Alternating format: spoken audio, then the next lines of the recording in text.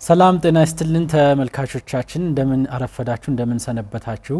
ዘውትር ቅዳሜ ከ5 ሰዓት እስከ 6 ሰዓት በቀጥታ የሚቀርብላችሁ የምክረ ሕግ ፕሮግራም ካሁኑ ሰዓት ጀምሮ ወደ እናንተ መቅረብ ይጀምራል።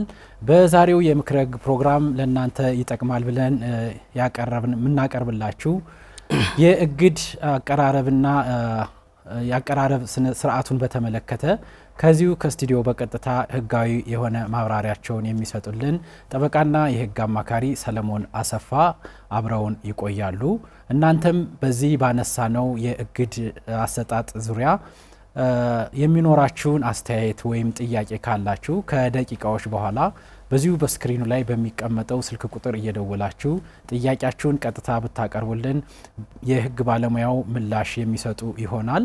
እስከ ፕሮግራማችን ፍጻሜ አብራችሁ እንድትቆዩ እንጋብዛለን። ከመሸጋገሪያው በኋላ ወደ ውይይታችን የምንመለስ ይሆናል። አብራችሁን ቆዩ።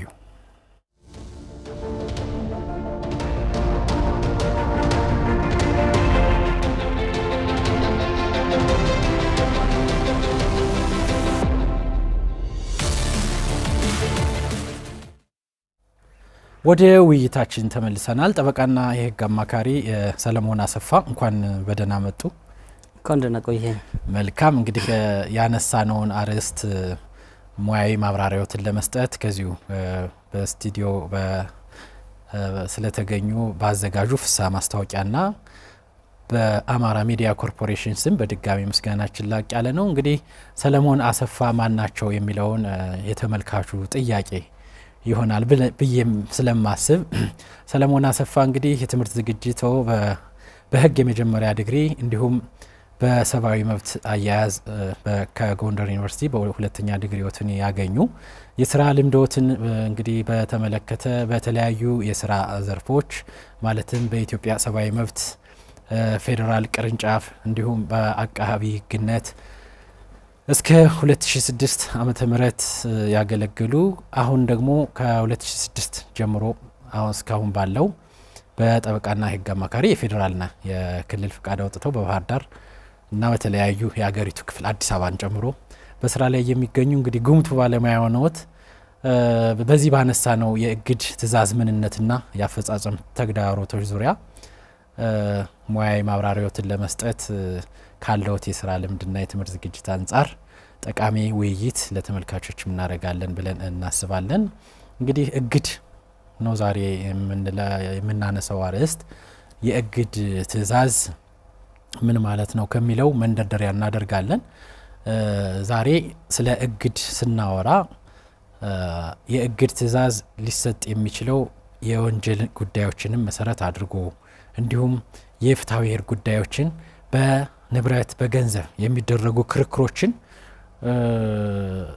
ነገ ከነገ በኋላ ተከራካሪ ወገኖች ውሳኔ ካሰጡ በኋላ በቀላሉ ከፍርድ ባለዳው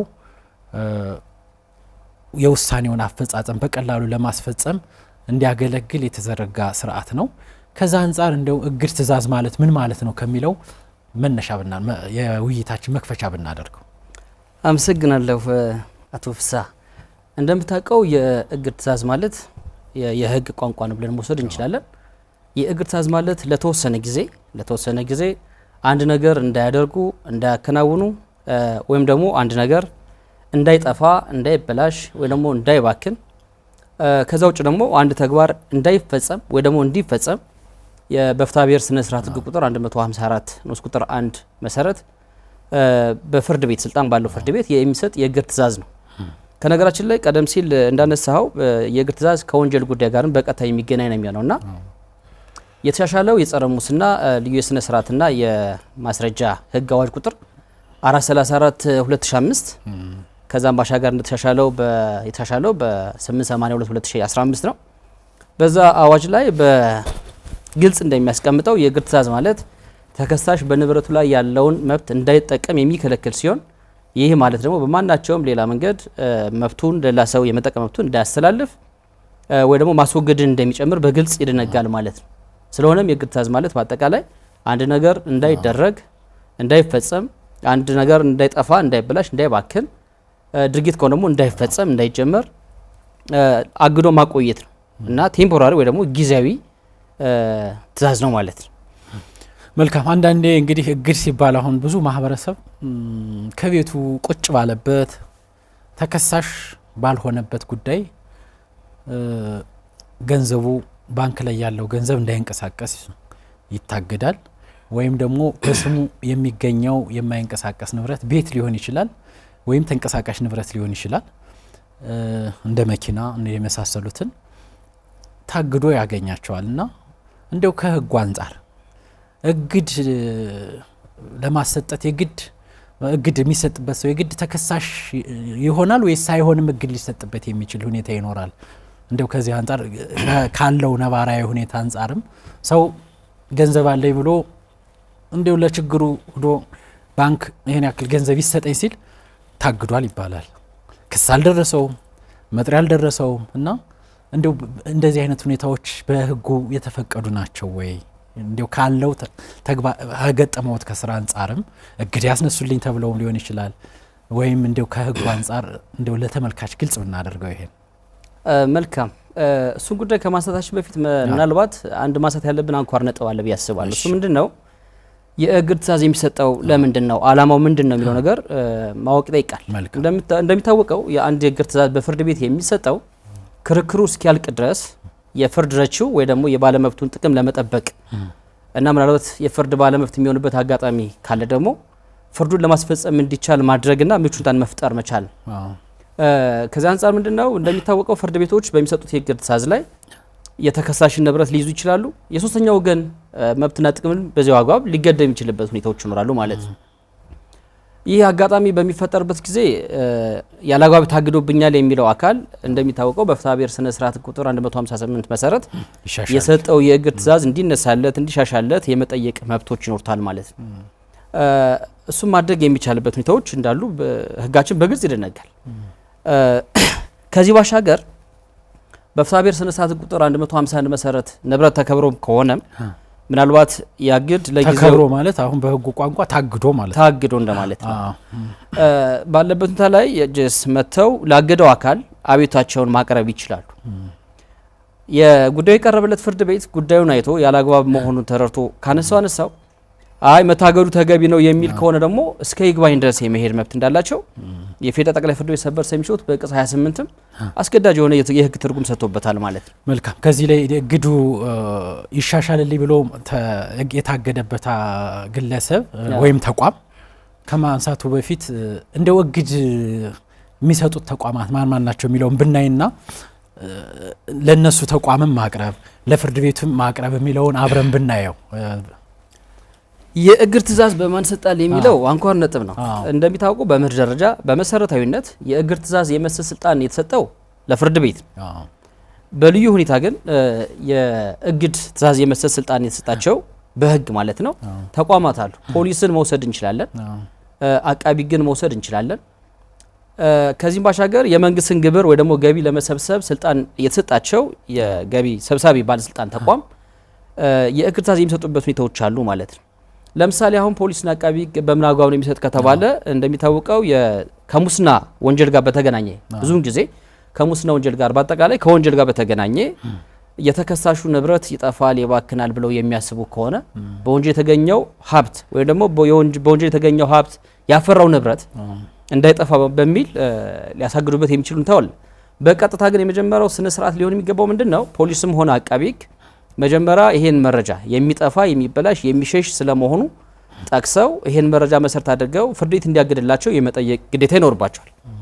ነገር ግን ፍርድ ቤቱ የእግድ ትእዛዝ እስኪሰጥ ድረስ በወንጀል የተገኘው ሀብት ወይ ደግሞ ንብረት የሚሸሽበት ሁኔታ የሚጠፋበት አግባብ ካለ የሚመለከተው አካል የበላይ ኃላፊ ማለት የመንግስት የልማት ድርጅት ሊሆን ይችላል፣ የመንግስት ተቋም ሊሆን ይችላል፣ ኃላፊ፣ ምክትል ኃላፊ ወይም ደግሞ ሚኒስትር ዴኤታ ልንል እንችላለን።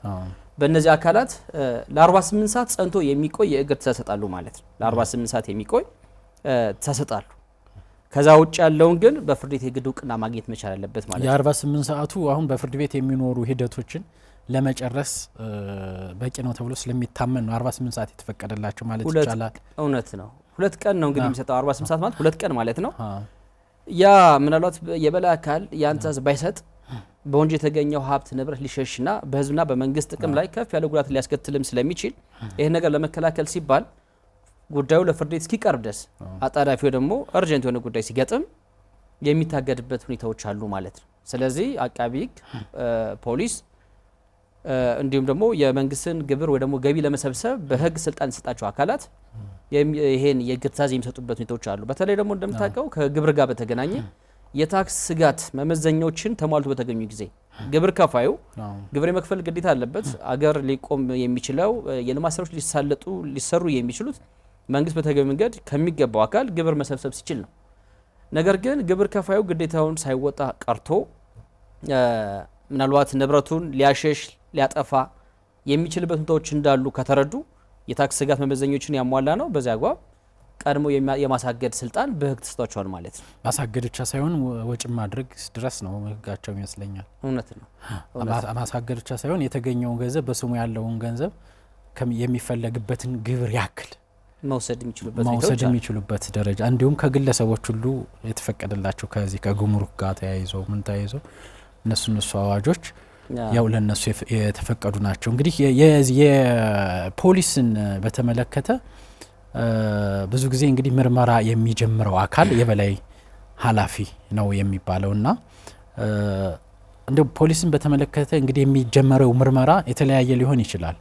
ብዙ ጊዜ አሁን የፖሊስ ምርመራ አሁን ባለው ሁኔታ ገንዘብን በተመለከተ በወንጀል ፍሬ የተገኘ ገንዘብ ነው ተብሎ ሲታመን ወይም በእምነት ማጉደል በማጭበርበር አንዱ ሰው ወደ አንዱ ሰው አካውንት ገንዘብ በሚልበት ጊዜ በሚተላለፍበት ጊዜ ባንኮች የሂሳቡ ባለቤት ሄዶ እገዱልኝ ቢላቸው እግድ የመስጠት ስልጣን የላቸውም፣ የማገድ ስልጣን የላቸውም። ያ የተላለፈውን ገንዘብ የማገድ ስልጣን የላቸውም። ብዙ ጊዜ አሁን አንዳንድ ሰዎች ተጭበርብረን ብራችን ተጭበርብሬ ብሬ ወደዚህ አካውንት ገቢ ተደርጓል እገዱልኝ ብሎ ባንክ ሲሄድ ባንክ ስልጣን የላቸውም።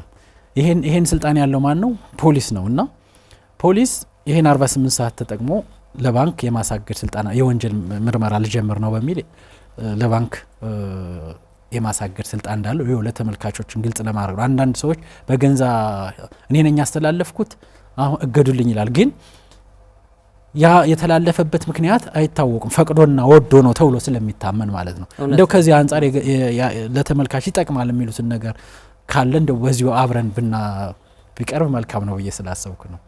እንደሚታወቀው ቶፍሳ በባንክ የሚተላለፍ ገንዘብ ብዙውን ጊዜ የሚፈጸመው የባንክ ሂሳቡን ለማንቀሳቀስ መብት የተሰጠው አካል ወኪሉ ሊሆን ይችላል።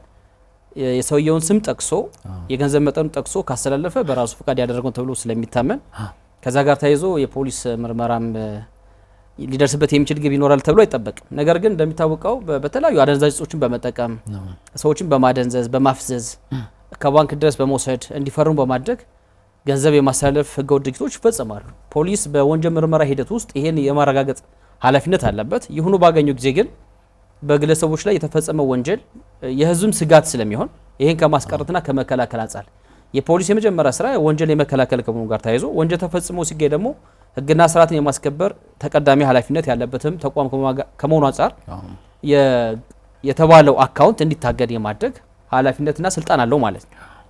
ይህም ባለማድረግ የሚደርስ ጉዳት ማስቀረት ደግሞ ከፖሊስ ተቋሙ ወይ ደግሞ ከሚመረምረው አካል የሚጠበቅ ግዴታ ነው የሚል ሐሳብ አለኝ። አቃቢ ህግም ይሄን የማድረግ ስልጣን አለው። እንደምታውቀው አቃቢ ህግ የፖሊስን የምርመራ ሂደት በበላይነት የመምራት በህግ የተሰጠው ስልጣን ስላለ አቃቢ ህግም ይሄን ተግባር የሚፈጽምበት ሁኔታዎች ሊፈጠሩ እንደሚችሉ እውቅና ለመፍጠር ያለው ማለት ነው። መልካም እንግዲህ ከዚህ የእግድ ትዕዛዝ በማን ይሰጣል የሚለውን እና የእግድ ምን ማለት ነው የሚለውን እስከዚህ ድረስ ካየን እንደው የእግድ አይነቶች አሁን የእግድ አይነቶችና እንደው ያፈጻጸም ተግዳሮቶችን በሚመለከት ደግሞ ቀጥለን ምን ይሆናል? እንደው የእግድ አይነቶች ስንት ናቸው ማለት እንችላለን? እንደሚታወቀው እግድ አሁን በህግ ላይ በአንድ በሁለት በሶስት ተብሎ የተከፈለበት አግባብ የለም። ነገር ግን ከሚሰጡት ትዕዛዞች አንጻር ስንለካው ጊዜና ቋሚ ብለን እንወስድበት የምንችልበት እድሎች አሉ።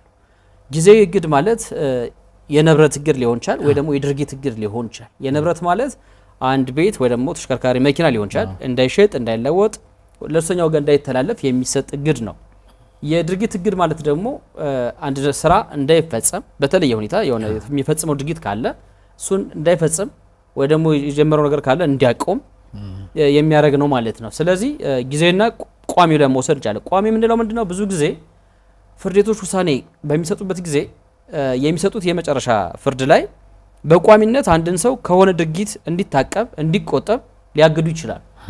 ለምሳሌ አሁን በወንጀል ተከሶ የተቀጣ ሰው በምርጫ በአገሪቱ በምታከናውነው በማንኛውም የምርጫ ሂደት ላይ እንዳይሳተፍ እገዳ ተጥሎበታል ተብሎ መብቱ ላይ እገዳ ክልከላ ሊደረግበት የሚችልበት ሁኔታዎች አሉ ማለት ነው።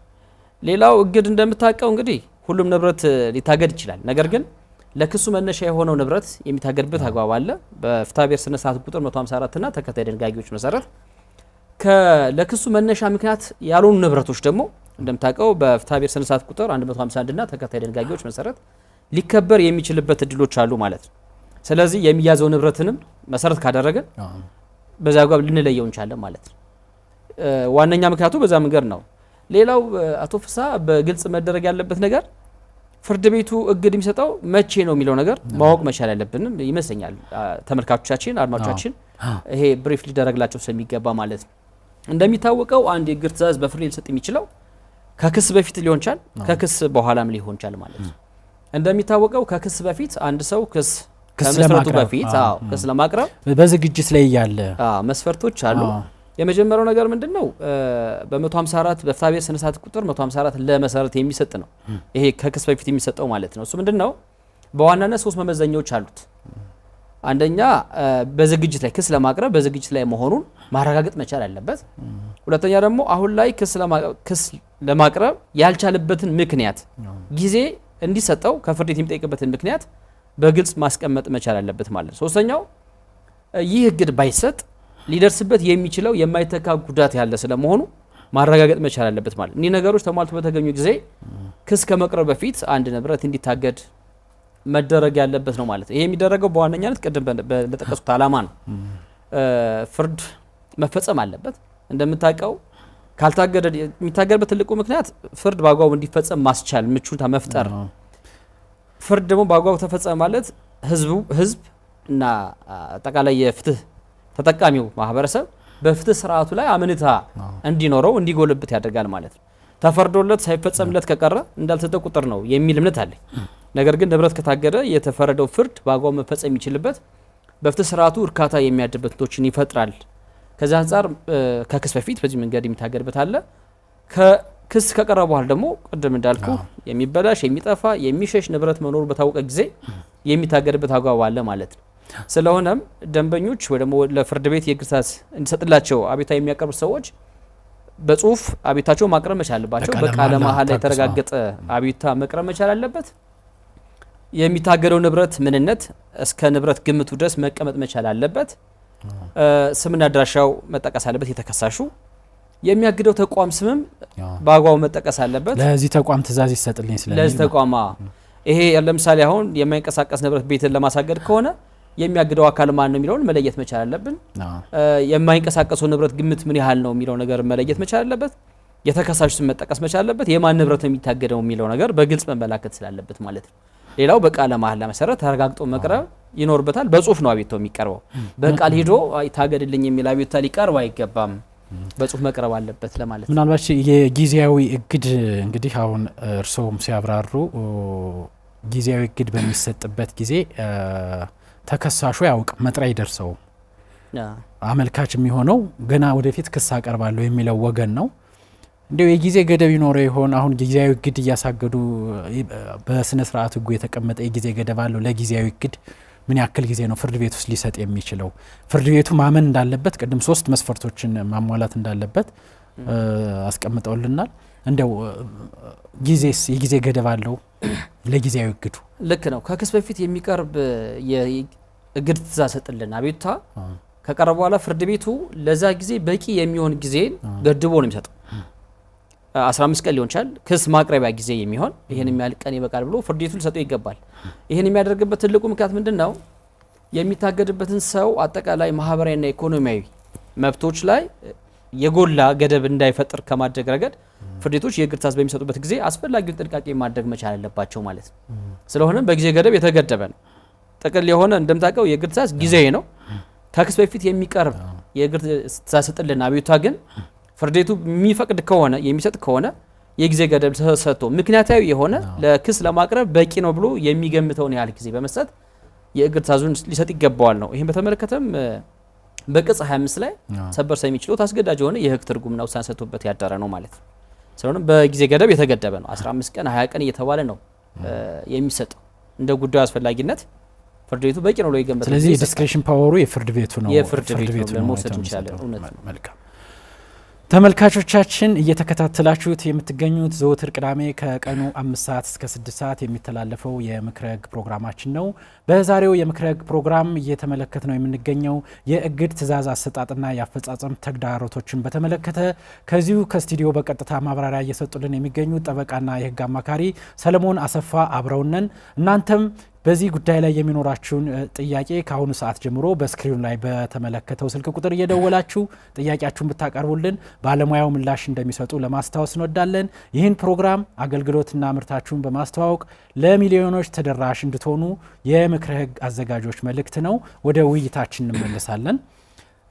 እንግዲህ የእግድ ትዕዛዞችን ከድርጊት የሚለው እንደው በምሳሌ ብናስደግፈው ብዬ አሰብኩ። ወደ ሌሎች ወደ አፈጻጸም ተግዳሮቶችና ወደ እግድ ተጥሶ ንብረት ቢሸጥ ወደሚሉት ከመሄዳችን በፊት እንደው ለምሳሌ የድምጽ ብክለትን በተመለከተ አንድ ክስ ቢቀርብ ሁከት ይወገድልኝ የሚል ክስ ቢያቀርብ አንድ ሰው የጎረቤቴ በቃ የድምጽ ብክለት ፈጽሟል፣ በቃ መኖሪያ አካባቢን በሰላምና በጸጥታ እንድኖር አላስቻለኝም በሚል ክስ ቢያቀርብ አንድ ሰው አብሮ እግድ ያቀርባል እና እግድ በሚያቀርብበት ጊዜ የክርክሩ ሂደት እስኪጠናቀቅ ድረስ መታገድ አለመታገዱ የሚለውን ፍርድ ቤቱ ነው የሚወስነው ነውስ? ድርጊትን በተመለከተ ለምሳሌ ከግንባታ ላይ መጥቶ የሆነ ግንባታ ተሰርቶብኛል የሚለው ወገን ያ ግንባታው እንዲቆም ይደረጋል እና ክርክሩ እስኪጠናቀቅ ድረስ መታገዱ አንዳንዴ ደግሞ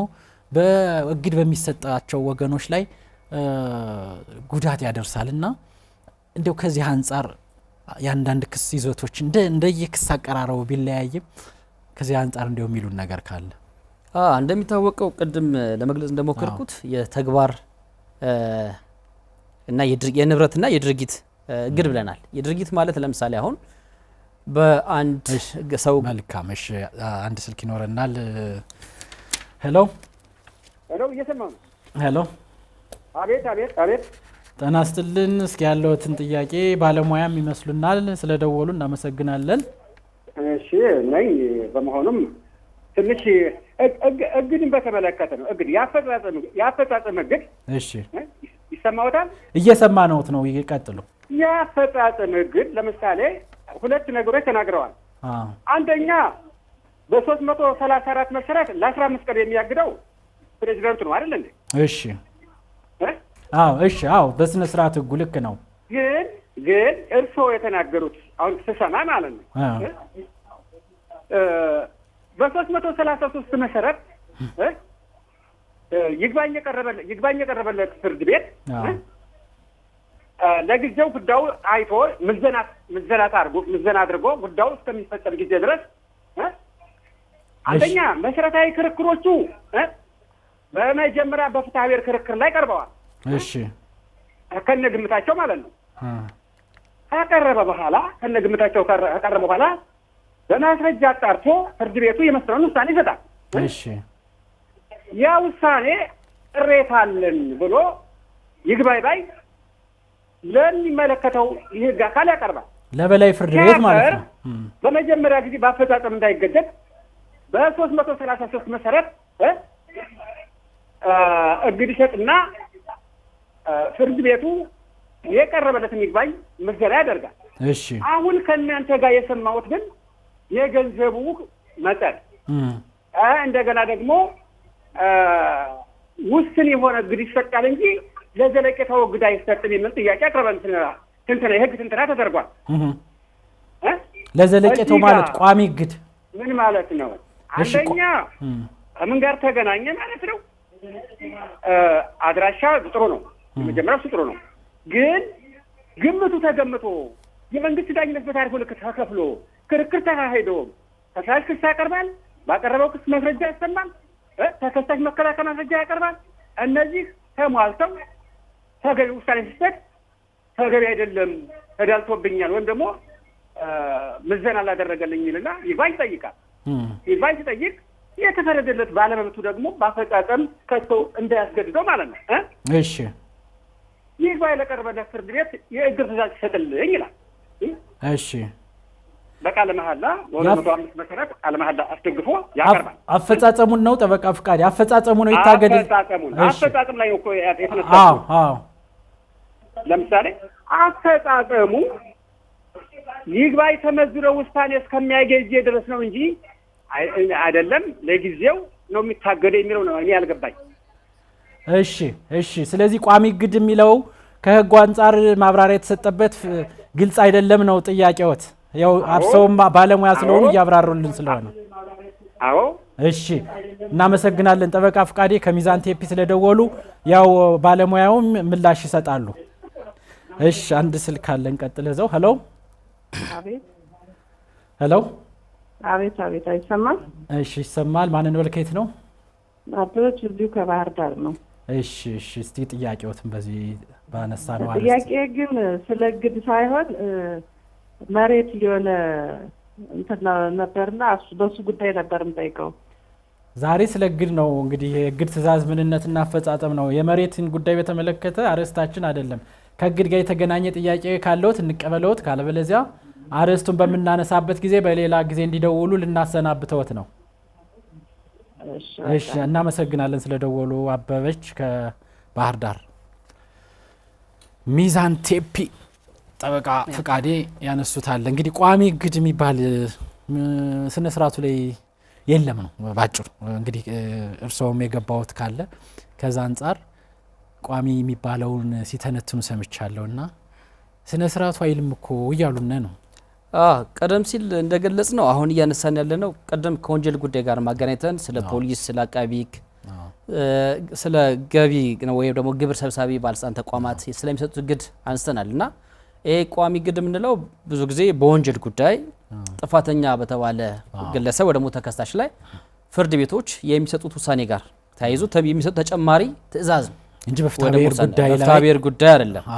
በፍትሐብሔር ጉዳይ ጋር በተገናኘ ቀደም ሲል እንደገለጽ ነው የፍትሐብሔር ስነ ስርዓት ሕግ ቁጥር 151 ተከታይ ድንጋጌዎች ጋር ተያይዞ በባህሪው የእግድ ትዕዛዝ ቴምፖራሪ ኢንጀክሽን ነው፣ ጊዜያዊ የሆነ አገልግሎት ያለው ትዕዛዝ ነው ማለት ነው። እሳቸው ያነሱት ተነጋችን ላይ ከአፈጻጸም ጋር በተገናኘ ነው እንጂ ከንብረት እግድ ጋር የተገናኘ ጉዳይ ማለት ነው። ፕሬዝዳንቶችን መብትም ፕሬዝዳንቱ ምንድነው ይግባኝ እስከሚያቀርብ ጊዜ ድረስ ቢፈጸም በፍርድ ተረቺው መብት ላይ ወይ ደግሞ ጥቅም ላይ ከፍ ያለ ጉዳት የሚያስከትል ነው ከተገኘ የሚያሳግድበት ስርዓቶች አሉ። ያው በህግ የተቀመጠም ነው። ይሄ እንደ መብት ክሌም ማድረግ የሚችለው ነገር ነው። አንዳንድ የበላይ ፍርድ ቤቶችም ጊዜያዊ እግድ ይሰጣሉ። በመሰረቱ አሁን ባለው ነባራዊ ሁኔታ እንግዲህ እርሳቸው የሚያውቁታል ጠበቃ ፍቃዴ፣ ልክ ነው። ፌዴራል ጠቅላይ ፍርድ ቤት ሰበር ሰሚ ችሎት የሚቀርቡ አቤቱታዎች ሀታች ፍርድ ቤት ያሉ አፈጻጸሞችን ለ3 ወር ለ2 ወር የሚታገድበት ሁኔታ ከመመርመሩ በፊት ጊዜ ስለሚያስፈልግ አቤቱታው መርምሮ ያስቀርባል ያስቀርብ ለማለት ጊዜ ያስፈልጋል ፍርድ የሚሰጠው። ስለዚህ እሱም በጊዜያዊ እግድ ነው የሚያዘው። አይ አፈጻጸሙ ሊቆይብኝ አይገባም ሊቀጥል ይገባል ካለ ያኛው ወገን አቤቱታው በተሎ እንዲታይለት ወይም በህግ ቋንቋ ቀጠሮ ተሰብሮ እንዲታይለት አቤቱታ የሚያቀርብበት ሁኔታ ይኖራል። እንግዲህ የበላይ ፍርድ ቤቶችም ስነ ስርዓቱን ህግ መሰረት ተደርጎ ለ15 ቀን ውሳኔ የሰጠው ፍርድ ቤት ለ15 ቀን አፈጻጸሙን የፍርድ ይግባኝ ባይ የሆነው ወይም ቅሬታ የተሰማው ወገን ይግባኝ አስገልብጦ መውሰዱ ሲረጋገጥ እንዲሁም አፈጻጸም መንቀሳቀሱና መገደዱ ሲረጋገጥ የፍርድ ቤቱ ፕሬዝዳንት እስከ 15 ቀን እግድ ሊሰጡ እንደሚችሉ እሱም እንግዲህ አሁን ባለው ሁኔታ ያው አሁን እየተፋጠነ ነው እንጂ ሲገለበጥ በኮምፒውተር እስኪጻፍ ምን እስኪል ብዙ ጊዜ ይወስዳል። እንደምታውቀው ነው እንግዲህ አሁን የፍርድ ቤትን አሰራር ታውቃለህ እየተወሰነው የተሻሻለ ነገር አለ። የሪፎርም ስራዎች የቀየራቸው በጣም ብዙ ነገሮች አሉ ለናናለ እና ከአፈጻጸም ጋር የተገናኘው ነገራችን ላይ እግድ መቼ ይነሳል የሚለው ነገር ማብረን ማየት ብንችል መልካም ነው ያስባለውና እግድ እንደሚታወቀው ጊዜያዊ የሆነ አገልግሎት ያለው ትዕዛዝ ነው። አንደኛ የሚነሳው ምንድነው ፍርድ ከተፈረደ ለምሳሌ አሁን ከሳሹ አካል ያቀረበው ክስ ውድቅ ቢደረግ በቀጥታ የታገደው እግድ ይነሳ ተብሎ ፍርድ ቤቱ በፍርድ ትእዛዝ ይነሳል ማለት ነው። ቢፈረድለት ሊያደርግ የሚችለው ምንድነው በ151 መሰረት የታገደ የተከበረ ንብረት ከሆነ እስከ ፍርድ አፋጸም ድረስ የሚቀጥል መሆኑ በግልጽ የተመላከተ ነገር ነው። በዛ ላይ መነጋችን ላይ በ151 መሰረት የታገደን ወይ ደግሞ የተከበረ ንብረት በተመለከተ ያለ አግባብ ነው መብትና ጥቅማችን ነክቷል የሚሉ አካሎች ካሉ አቤቱታ የሚያቀርቡት በ158 መሰረት አይደለም፣ በፍትሐ ብሔር ስነ ስርዓት ቁጥር 158 መሰረት የሚቀርብ ሳይሆን በፍርድ አፋጸም ላይ እንዳለ ንብረት ተቆጥሮ በ418 መሰረት ነው አቤቱታቸውን ሊያቀርቡ የሚችሉት ማለት ነው። የኛ ንብረት ፍርድ ቤት ነው የሚመረምረው በዛ አግባብ ስለሆነ ማለት ነው። ስለሆነ በዛ አግባብ ሊነሳ የሚችልበት ሁኔታዎች እንዳሉ በህግ በግልጽ ተመላክቷል ማለት ውሳኔ ሲወሰን ክሱ ሊያቋርጥም ይችላል ሰውየው ለምሳሌ ጀምሮ ቢቶ መልካም በዛ አግባብ ሊቋረጥ ይችላል። አሁን እዚህ ላይ ግን በዋነኝነት በጣም በተግባር ያለው ችግር እግድ በሚሰጥበት ጊዜ የተመጣጣኝነትን በተመለከተ በጣም የብዙ ተከራካሪ ወገኖች ችግር ነው። እውነት ነው። 300 ሺህ ብር 200 ሺህ ብር ክስ ያቀረበ ወገን የ5 ሚሊዮን ብር ቤት ያሳግዳል ባለው ግምት ማለት ነው። የማይንቀሳቀስ ሲሆን ነው አሁን ችግሩ። ገንዘብ ሲሆን 300 ሺህ ብር የሚያሳግድ ሰው እስከ ከሚገኘው ገንዘብ የተከሳሽ መሆኑ ተረጋግጦ ከተቀመጠው ገንዘብ እስከ ብር 300 ሺህ ብር በማንኛውም መንገድ ለሶስተኛ ወገን እንዳይከፈል ብሎ ፍርድ ቤቱ ትእዛዝ ይሰጣል። የማይንቀሳቀስ ንብረት ሲሆን ግን የ4 ሚሊዮን ብር ቤት ለ300 ሺህ ብር ክስ ታግዶ እስከ መጨረሻው የሚቆይበት ሁኔታ ይኖራል። ምንድነው መፍትሄው? እንዲህ በሚሆንበት ጊዜ የታገደበት አካል ከዚህም ላይ ደግሞ ፍርድ ቤቶች እግድ በሚሰጡበት ጊዜ ተመጣጣኝነትን በተመለከተ ሊያደርጉት የሚገባው ጥንቃቄ በስነ ስርዓት ህጉ የተቀመጠም ካለ አብሮ ቢያቀርቡልን። ከዛ በፊት አንድ ስልክ እንቀበልና እንመለሳለን። ሄሎ አቤት፣ ማንን በል? ከየት ነው? ሃይማኖት አዳነ ከአዳማ። አዳማ። እሺ አቶ ሃይማኖት፣ እስኪ በዚህ ላይ ያለውትን ጥያቄ። አንደኛ በፍርድ ቤት የሚታገደው ገንዘብ መጠን ገደብ አለው ወይ ነው። ከዚህ ጋር ተያይዞ ከቀረበው ክስ ከተገለጸው ገንዘብ መጠን በላይ የሆነ ከሆነ ከታገደ ምን ማድረግ እንችላለን የሚል ሲሆን፣ ሁለተኛ ደግሞ ማንሳት የፈለኩት ጥያቄ ፍርድ ቤት ውጭ ሌላ የግለሰቦችና የባንክ አካውንት ማገድ ስልጣን ያለው አካል አለ ወይ? አንዳንድ አሁን ፖሊሶች በፖሊስ ሲታገድ ይስተዋላልና እዚህ አኳያ ያለው ሁኔታ ምንድን ነው የሚለው ነገር እንዲብራራልን ለመፈለግ ነው። መልካም። እንግዲህ ቀደም ብለው ፕሮግራማችን ስንጀምር 5 ሰዓት ላይ ማብራሪያውን ሰጥተዋል ባለሙያው። ቢሆንም አጠር አድርገን ለጠየቁት ጥያቄ ምላሽ እንሰጣለን። አቶ ሃይማኖት ከአዳማ ስለደወሉ እናመሰግናለን። ያው አሁን 158ን ነው እሳቸው ያነሱት። እንግዲህ በተከሰሰው ገንዘብ ልክ በላይ ገንዘብ ቢታገድበት ነው የሚለው የተሰጠው እግድ ይሻሻልልኝ በሚል ተከሳሽ እግድ የተሰጠበት አካል ለፍርድ ቤቱ አቤቱታ አቅርቦ እግዱ የሚሻሻልበት ሁኔታ ይኖራል።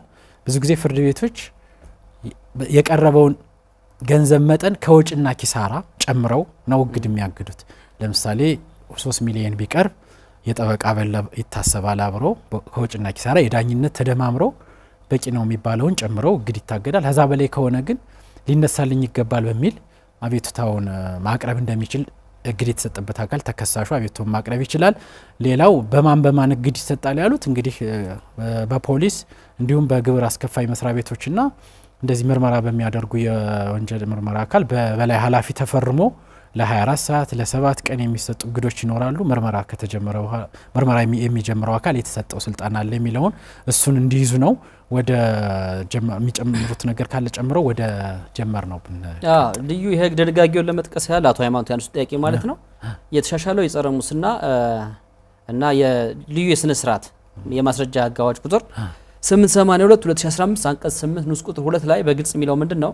መርማሪው አቃቢ ህግ ወይ መርማሪ ፖሊሱ ወይም አቃቢ ህግ በወንጀል የተገኘ ንብረት ማናቸውም ንብረት ወይም በወንጀል የተገኘው ንብረት ያፈራው ንብረት እንዲታገድ በቃለ መሐላ የተደገፈ መረጃ ለፍርድ ቤት በማቅረብ ማሳገድ ይችላሉ ነው። ነገር ግን ቀደም ሲል እንደገለጽኩት ንብረቱ የሚጠፋ በወንጀል የተገኘው ሀብት ንብረት የሚጠፋ የሚሸሽ የሚበላሽ ነው በተገኘ ጊዜ አግባብ ያለው አካል ያ ማለት እንግዲህ የፖሊስ አካል ሊሆን ይችላል ወይ ደግሞ አቃቢ ሕግ ሊሆን ይችላል የበላይ ኃላፊ በፍርድ ቤት የእግድ ትዕዛዝ እስኪሰጥ ድረስ መቆየት ሳያስፈልገው ለ48 ሰዓት የሚቆይ ጸንቶ የሚቆይ የእግድ ትዕዛዝ መስጠት የሚችልበት ሁኔታዎች ሊኖሩ ይችላል። ቀደም ሲል አቶ ፍስሐ እንዳነሳው ትልቁ ችግር ነው ብዬ የምወስደው እኔ በቅርቡ አንድ የተዘጋ መዝገብ ላይ ልንገር ያለው ነገር ያቀረበው ምንድነው የደለላ ሂሳብ ይከፈለኝ የሚል ጥያቄ ነው ያቀረበው። የ340 ሺህ ብር ክስ ነው የቀረበው። የተከሳሹ አካውንት የታገደው ግን 12 ሚሊዮን ብር ሙሉ ብሯን የታገደው ወደ ስዊድን ለመሄድ ዝግጅት ላይ የነበረችው ምንድነው ያደረገችው? በቃ አማራጭ ስለሌለኝ እኔ አሁን እግድ ይነሳለኝ የሚል አቤቱታ ላቀርብ ብችልም ጊዜ ስለሚወስድ በባህሪው ጊዜው ከሚወስድ ይልቅ በቃ እሱ ጋር ተደራድሬ ከፍዬ ብሄድ ልገላገል አይነት ነገሮች ይመጣሉና ከዚህ ላይ አሁን የተሰራው ስነ ስርዓቱን ያልጠበቀ አንድ ድርጊት አለ ብዬ አምናለሁ። አንደኛ የቀረበው ክስ አለ የሚታገደው የገንዘብ መጠን ምን ያህል ነው የሚለው ነገር ላይ በአቤቱታው ላይ መመላከት መቻል ነበረበት። ፍርድ ቤትም በእኔ እምነት ሲያግድ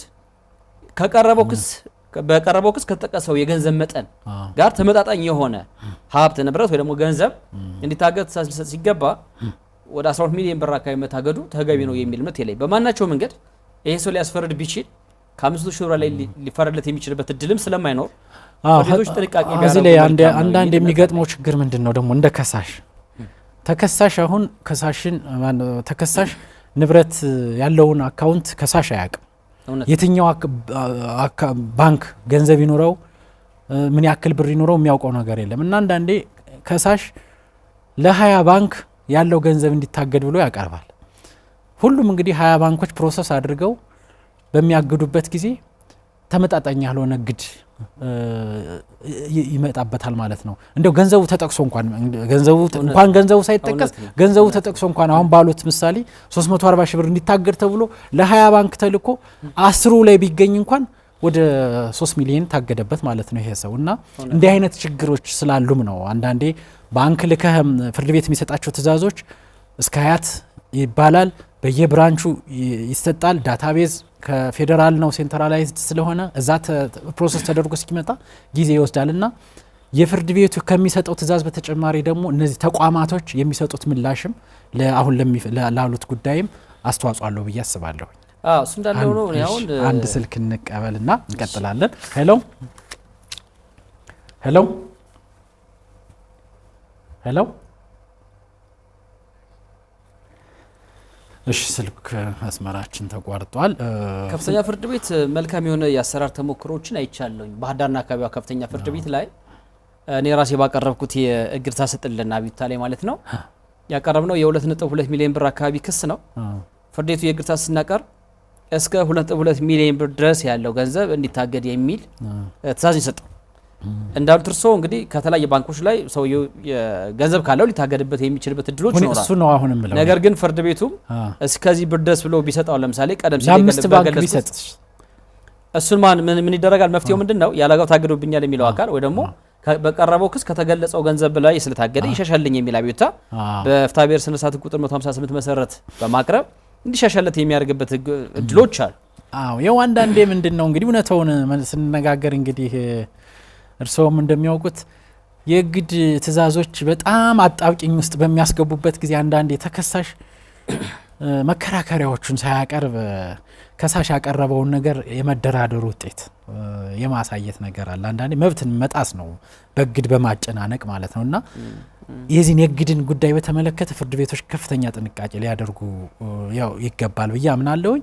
ሌላው እስቲ እንግዲህ እግድን በተመለከተ ለአንድ ቤት ለምሳሌ የማይንቀሳቀስ ቤት እንዳይሸጥ እንዳይለወጥ እግድ ይሰጣል።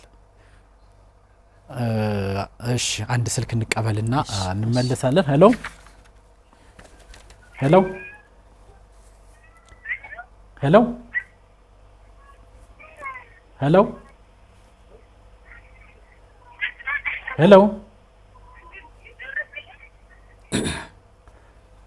ሄሎ ስልክ መስመራችን ተቋርጧል መሰል። ስለዚህ የማይንቀሳቀስ ንብረትን በተመለከተ እንዳይሸጥ እንዳይለወጥ ለሶስተኛ ወገን እንዳይተላለፍ ተብሎ እግድ ይሰጣል። የማይንቀሳቀሰው ንብረት የሚገኝበት ተቋም ላይ እንግዲህ አስተዳደር በተለምዶ ማዘጋጃ ቤት የምንለው ከፋይሉ ላይ ተያይዞ ይቀመጣል እግዱ። አግጃለሁ ብሎ ተቋሙ ይልካል። ከዚህ በኋላ ግን እግድ ተጥሶ ቤቱ ተሽጦ ይገኛል። ክርክሩ ተጠናቀቀ በኋላ ለሌላ ለሶስተኛ ወገን ተላልፎ ይገኛል እና የብዙ መዝገቦችም ውጤት የብዙ መዝገቦች ተሞክሮም ስለሆነ እንደው እግዱን ጥሶ ሽያጩን ያከናወነው አካል የሚደርስበት የወንጀል ኃላፊነት የፍትሐብሔርም ኃላፊነት ካለ ከሱ ላይ እንደው ህጉ ምን ይላል የሚለውን ብና እውነት ነው። የፍርድ ቤት የእግድ ትእዛዝ መከበር መቻል ይኖርበታል። እርስዎ እንዳነሱት ከመዘጋጃ ቤት ጋር ከማይንቀሳቀስ ንብረት ጋር በተገናኘ እዚሁ ላይም የገንዘቡንም አብረን እንየው ላለመደጋገም ባንክ ላይ የታገደም ገንዘብ ታግዷል ተብሎ ወጪ ሊደረግ ይችላል በራሱ በተከሳሹ ከእግዱ በኋላ ማለት ነው። ስለዚህ እግዱን የተቀበሉት የባንክ ኃላፊነት ያለባቸው አካላት ምን የወንጀል ኃላፊነትም ካለባቸው ተጠያቂነታቸው እስከምን ድረስ ነው የሚለውንም አብረን የፍርድ ቤትን የእግድ ትእዛዝ ባላከበረ ሰው ላይ ሊኖር የሚችለው ተጠያቂነት በሶስት ከፋፍለን ልናየው እንችላለን። የመጀመሪያው ፍትሐብሔራዊ ኃላፊነት ይኖርበታል፣ የወንጀል ኃላፊነት ይኖርበታል፣ አስተዳደራዊ ኃላፊነት ይኖርበት ይችላል ማለት ነው። ቀደም ሲል እርስዎ እንዳነሱት ለምሳሌ መዘጋጃ ቤት ላይ ስለታገደ አንድ የማይንቀሳቀስ ንብረት ቤት ላይ ብናነሳ ፍርድ ቤቱ እግድ ተሰጠ፣ ተመዘገበ፣ በፋይሉ ላይ አለ። ነገር ግን ሽያጭ ተፈጸመበት። ይህ በሆነ ጊዜ ምንድነው ሊሆን የሚችለው? አንደኛ የሚገዛው ሰው ቤቱ ከዕዳና ከእገዳ ነፃ የሆነ ስለመሆኑ የማረጋገጥ ኃላፊነት ተጥሎበታል። ቅልቦና ገዢ ሊባል የሚችለው ምንም አይነት ዕዳ እገዳ የሌለበት ስለመሆኑ አይቶ አረጋግጦ ውል ለማዋል ስልጣን በሰጠው አካል ፊት የሽያጭ ውል የፈጸመ የገዛ ሰው ነፃ የሚሆንበት እድሎች ነው። እስከምን ድረስ ነው ግን አረጋግጧል የሚባል? አሁን ከታገደው አካል ሄዶ ፋይሉን ይሄ ቤት ግዢ ልፈጽም ነው የዚህን ቤት ጉዳይ ከዕዳና እገዳ ነፃ መሆን አለመሆኑን ላረጋግጥ ፈልጋለሁ ብሎ ቢሄድ አይ ከእንትን አንጻር ከምንድነው ያ ተቋም የሰዎችን ፋይል ሚስጥር ከመጠበቅ አንጻር ማወቅስ እንዴት ነው የሚችለው የሚለው እንደው እንዴት ነው ምንድነው? አቶ ፍሳ እንደሚያውቁት እርስዎ እንግዲህ አንድ ቤት ሲሸጥ ራሱ ባለመፍቱ የሆነው ወይ ደግሞ የቤቱ ባለ ንብረት አብሮ ነው የሚሄደው። የሽያጩ የሚፈጸመው ወይ በህጋዊ ወኪል ነው ወይ ደግሞ ባለመፍቱ ራሱ ሄዶ የሚፈጸመው ስለሆነ ከፕራይቬሲ ጋር ሊገናኝ የሚችል ነገር አለው የሚል እምነት የለኝም። ምክንያቱም ራሱ ነው በፍላጎቱ የሚፈጸም ሙሉ ማለት ነው። ነገር ግን ገዢው አካል መዘጋጃ ቤት ሲቀር ወይ ደግሞ ውል ለማዋል ስልጣን ከተሰጠው አካል ፊት ሲቀር ከዕዳና ከእገዳ ነፃ የሆነ ስለመሆን አለመሆኑ ማረጋገጥ ግዴታው ነው የሚሆን ማለት ነው። ይህን ሳያረጋግጥ የታገደ ንብረት ከገዛ አንደኛ የገዛው ቤት ሽያጭ ስመ ንብረቱ የተላለፈለት እንኳን ቢሆን በመጣሱ ምክንያት ጉዳት የደረሰበት አካል ያ የሽያጩ እንዲፈርስለት አግባብ ባለው ወይ ደግሞ ስልጣን ባለው ፍርድ ቤት ክስ አቅርቦ አቤቱታ አቅርቦ ሊያሰርዝ የሚችልበት የሽያጩ እንዲፈርስ የሚያደርግበት የህግ አግባብ ይኖራል ማለት ነው። ስለሆነም ገዢው የቅን ልቦና ገዥ ስላልሆነ የፈጸመው የሽያጭ ውል ፈራሽ ይሆናል። ስለዚህ ከባድ የሆነ ጉዳትን ያስከትላል ማለት ነው። ስለሆነም ማንኛውም ቤትን የሚገዛ ወይ ደግሞ ንብረትን የሚገዛ አካል ከፍርድ ቤትም ሆነ ከማናቸውም እግድ ነፃ ዕዳና እገዳ ነፃ የሆነ ስለመሆኑ የማረጋገጥ ኃላፊነትም ግዴታም አለበት ማለት ነው። ይህን በተመለከተ ነጋችን ላይ ቅጽ 11 ላይ የሰበር ሰሚ ችሎት የፌዴራል ጠቅላይ ፍርድ ቤት ሰበር ሰሚ ችሎት የሰጠው ውሳኔ አለ። ያው አስገዳጅ የሆነ ስለሆነ ማለት ነው እና ከዛ ላይ ይሄን በግልጽ ነው የሚያስቀምጠው። ገዢዎቹ ሄዱ፣ መዘጋጃ ቤት ላይ ቀረቡ፣ እገዳ የለበትም ተባለ፣ ዕዳም የለበትም ተባለ፣ ሽያጭ ፈጸሙ። መጨረሻ ላይ ስመ ንብረት ተላለፈ። ነገር ግን ያ ንብረት የተሸጠው ቤትና ቦታ ከዚህ በፊት ቀደም ሲል ማለት ነው በፍርድ ቤት የእግድ ትእዛዝ መሰረት ታግዶ የነበረ ነው። ይሄ ኃላፊነት በማን ያስከተለው? በተቋሙ ላይ ኃላፊነትን ያስከተለበት ሁኔታዎች አሉ ማለት ነው። የመንግስት ሰራተኞች ማንኛውም ህጋዊ ድርጊት ሲፈጽሙ ህጋዊነትን የማረጋገጥ ኃላፊነትም ግዴታም አለባቸው። ይህ ካልሆነ ግን በወንጀልም የሚጠየቁበት ሁኔታዎች አሉ። እንደምታውቀው የወንጀል ህግ አንቀጽ ቁጥር 449 ፍርድ ቤትን በመድፈር ወንጀል ሊያስጠይቅ የሚችል ነው። የፍርድ ቤትን ትእዛዝ የእግድ ትእዛዝ አለማክበር የፍርድ ቤት እንደ መድፈር ተቆጥሮ ከ1 ዓመት በማይበልጥ ቀላል እስራት ወይ ደግሞ ከ3000 ብር በማይበልጥ መቀጮ ይጠይቃሉ ማለት። ስለዚህ የወንጀል ኃላፊነት አለበት። ከዚህ ባሻገር ደግሞ በጥፋት ላይ የተመሰረተ ኃላፊነት አለባቸው። 2035 2028 በግልጽ የፍርድ ቤት ትእዛዝ ነጋችን ላይ ልዩ ደንብ ተብሎም የሚወሰድ በመሆኑ ይሄን ደንብ ባለማክበር በጥፋት ላይ የተመሰረተ ኃላፊነትን ሊያስከትል ስለሚችል የደረሰበትን ጉዳት በካሳ መልኩ መጠየቅ እስከሚችል ድረስ ለተጎጂው አካል ህግ መፍትሄ ይሰጠዋል ማለት ነው። ሰበር ሰሚ ችሎት በተለያዩ መዝገቦች አስገዳጅ ትርጉም ሰጥቶበታል። እንግዲህ መጨረሻ የምናየው ምንድነው ተደራራቢ እግድ በአንድ ንብረት ላይ ይሰጣልና ከዚህ ላይ የምናየው ምንድነው አንድ ተከሳሽ ይኖርና ከበርካታ ሰዎች እዳ ኑሮበት ሁሉም ክስ አቅርበው የተወሰኑት አስፈርደዋል፣ ሌሎቹ ደግሞ ገና በሂደት ላይ ነው የሚሆኑት። አንድ ንብረት እንደው አንድ ቤት አለ ብንል 10 ከሳሾች ቢኖሩ 4ቱ ያስፈረዱት 10ሩም እግድ ያሰጣሉ፣ 4ቱ ግን የበሰለ መብት ይዘዋል አስፈርደዋል፣ ሌሎቹ ግን በሂደት ላይ ናቸው የሚሆኑትና ያስፈረዱትና በሂደት ላይ ያሉት አሁን ቤቱ ይሸጥ ቢባል ባፈጻጸም የዚህኛው እግድ እንዳይሸጥ ያደርገዋል ወይ? ከዚህ ላይ ተደራራቢ እግዶችን በተመለከተ ሰበር ላይ የተሰጡ ውሳኔዎች ካሉ ህጉስ ምን ይላል የሚለውን የመጨረሻ ብናደርገው። አቶ ፍሳ እንደምታውቀው የፍርድ ቤት የእግድ ትእዛዝ የመያዣ መብትን ሊያቋቁም አይችልም። ሰበር ሰሚ ችሎት ግልጽ የሆነ ውሳኔ ሰጥቶበት የሚያደርበ መሆኑ ማለት ነው። ስለሆነም እርስዎ እንዳሉት 10 ከሳሾች አሉ እንበል፣ 4ቱ አስፈርደዋል፣ የፍርድ ባለመብቶች ነዋል። ስለሆነም የፍርድ አፈጻጸሙን በቀጥታ በዛ አፈጻጸም ጀመሩ እንበል። አሁን ግልጽ ለማድረግ 4ቱ አፈጻጸምም ጀመሩ። በአፈጻጸም ሂደት ላይ ቤቱ ሊሸጥ ነው። ልክ ነው፣ ቤቱ ሊሸጥ ነው። 6ቱ ደግሞ ገና ከሳሽ ገና አልተፈረደላቸውም። 4ቱ አሽጠው ያን ቤት ገንዘባቸውን ሊከፋፈሉ ሲሉ 6ቱ የማስቆም በዛ ባሰጡት እግድ እንዳይሸጥ የማስደረግ መብት አላቸው ወይ? የላቸውም። የቀዳሚነት መብት ወይ ደግሞ የመያዣነት መብትን ሊያቋቁም አይችልም ያልኩትም ከዚህ መነሻ ነው። ስለሆነም ያስፈረዱ ሰዎች ባስከበሩት ደግሞ ባሳገዱት ንብረት ላይ ፍርዱን የማስፈጸም መብት ያላቸው ነው የሚሆነው። ስለሆነም እኛ አሳግደናል ስለዚህ የቀዳሚነት መብት አለን በሚልም ሂሳብ የፍርድ አፈጻጸሙን ሊያስቆሙ የሚችሉበት የህግ መሰረት የለም ማለት። ስለዚህ ቀድሞ ማሳገድ የቀዳሚነት መብትንም ሆነ የመያዣነት መብትን ሊያቋቁም የማይችል በመሆኑ ይሄን እንደ መብት ክሌም ማድረግ ወይ ደግሞ መጠየቅ የሚቻል ነው የሚል እምነት የለኝም። ስለዚህ የፍርድ አፈጻጸሙ መቀጠል ያለበት ነው የሚሆነው ማለት ነው። ከዚህ ላይ እንግዲህ ባንኮችን በተለየ ነው የምናያቸው። ቤቱ በዳ ባንኮች አበድረው ከሆነ እሱ ደግሞ የተለየ ከግለሰቦች ባንክና ገቢዎች በተመለከተ አሰሪና ሰራተኛ ጉዳይ መነጋችን ላይ ቅድሚያ የሚሰጥበት ሁኔታዎች ሊኖሩ ይችላሉ። የግብር ወይ ደግሞ ገቢ ሰብሳቢ ተቋም የቀዳሚ መብት ይኖረዋል። ቀደም ሲል ከገለጹት ዓላማ ማለት ነው ህዝብና ሀገርን የማሻገር ራዕይን ተከትሎ የሚሰራ ተቋም ከመሆኑ ጋር ተያይዞ ቅድሚያ የሚያገኙት ነው የሚሆነው። ባንኮች የመያዣ መብትን ስለሚያቋቁሙ ጭምር ነው። የመያዣ መብትን ቀድመው በብድሩላቸው ላይ ስለሚያቋቁሙ ከእግድ ጋር የሚያገናኘው ጉዳይ አይኖርም። የቀዳሚ መብት ይኖራቸዋል ማለት ነው። ስለዚህ ያን ዕዳ ከሸፈነ በኋላ የተረፈ ብር ካለ ምናልባት ያ ነው እንግዲህ ሌሎች የፍርድ ባለመብቶች ሊካፈል የሚችለው ማለት ነው።